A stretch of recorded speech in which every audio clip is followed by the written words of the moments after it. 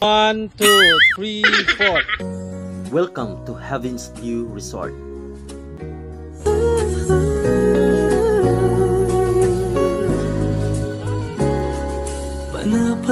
Buhay ka pa ba? Kung buhay ka pa at gusto mong mag-relax na para bagang nakatouch ka sa nature, welcome dito sa Heaven's View Resort. At one thing, ang pinaka nagustuhan ko dito yung sekwati or hot chocolate nila. Ay grabe pa, mayroon siyang aftershock na para bagang makalimutan mo lahat ng mga problema mo sa buhay, stress mo sa buhay.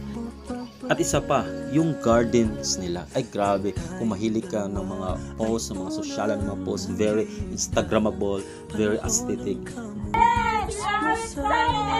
Kaya nyo ba? Baka hinto kayo sa gitna.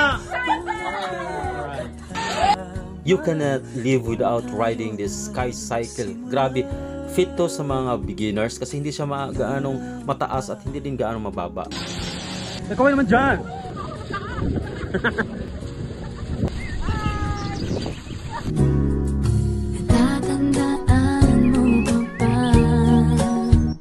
Yes, sa halagang 100 pesos only ay sobra-sobra na yung kapalit because you can see a lot of different kinds of flowers, no? Kasama yung pamilya mo, bonding mo, loved ones mo. Wait, dito pala ay natumba ako.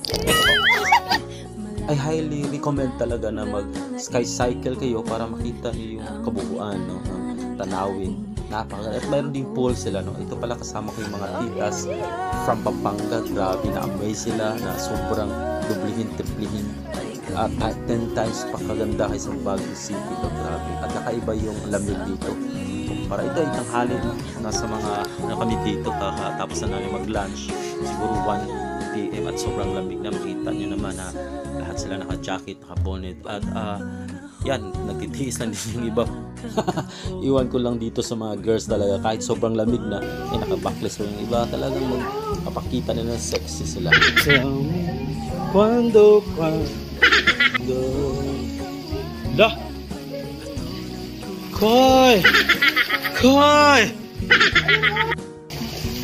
buka bibig, buka bibig, buka. 3, 2, 1. Come on baby, 1. We're gonna do the twist and it goes like this. Alright. Listen to us. Come on. Come on, let's twist again. Like we did last summer. Yeah. Yan ang mga lola. Kanina, saya-saya. Ito ngayon. Ayan, sige pa lola. Piling bata ang mga lola. Ha? Ngayon. Ano? Ulit pa?